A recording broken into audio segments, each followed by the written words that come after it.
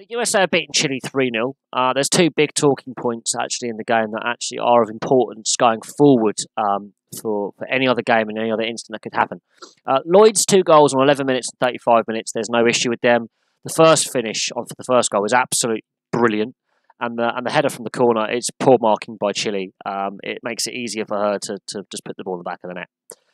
Ertz's goal, the corner, should not have been a corner. It comes from a corner that shouldn't have been given, and I thought VAR was brought in to correct these incorrect calls. Now, it hasn't actually negatively changed the outcome of the game. The US would have still won. They were winning at the time, and they would score another goal later on.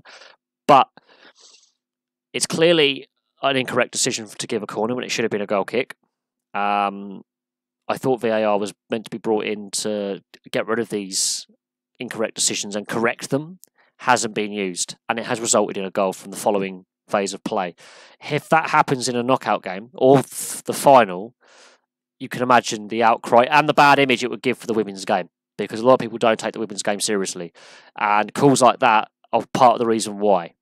The refereeing standards and missed calls like that don't help the case for the women's game to be taken more seriously.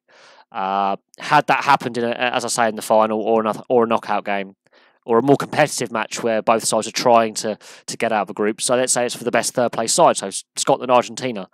The winner of that game could ultimately go forward to the next round, because they've actually not got bad goal differences compared to some teams that are aiming to be the third place team in each group.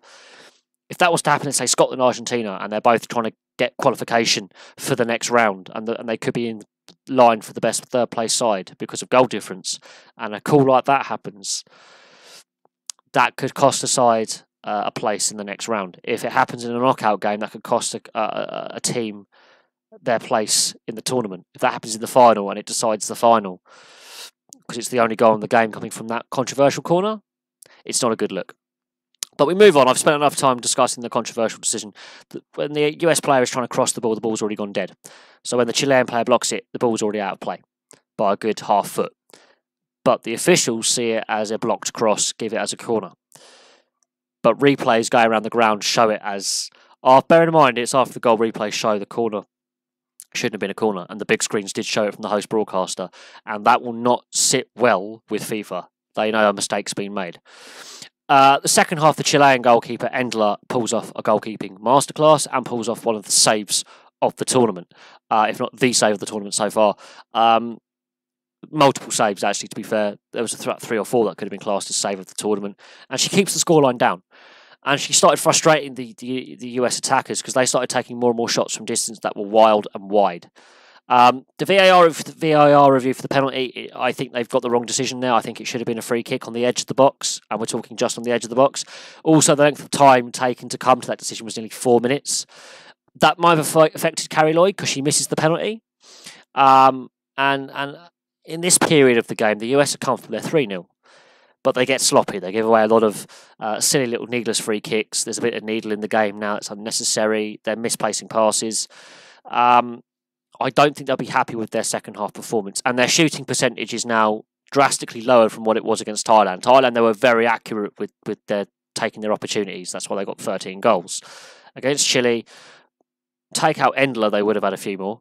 But even with the Chilean goalkeeper, Endler, pulling off a string of saves, the amount of shots that were wild and wide and off target will not please the Americans, because they pride themselves on their accuracy and being the best of the best in the women's game. But it's only ended 3-0. I think the Chileans can be very, very proud of their defensive display in the second half and the energy and the commitment they showed for each other. Going forward, they're lacking that little bit of quality, and they look tired in the second half because of all the defending. The Americans, I think, will actually leave this game feeling slightly deflated and disappointed. And I know there was a lot of changes to the side and they rotated the squad, but some of these depth players didn't do enough, and some did very, very well.